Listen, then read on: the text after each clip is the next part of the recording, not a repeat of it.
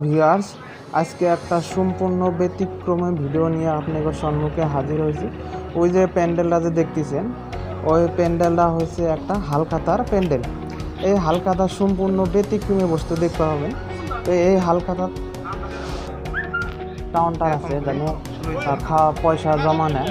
এই পয়সা জমা নেওয়ার জায়গাতে একটা ডিজিটাল কিউআর কোড লাগানো আছে। কেউ যাতে করবেন, আমার কাছে ক্যাশ নাই, যার জন্য কিউআর কোড লাগানো আছে, পয়সা দেওয়াই লাগবে। জায়গাটা দেখতে পারবেন কমপ্লিটলি ব্যতিক্রমী।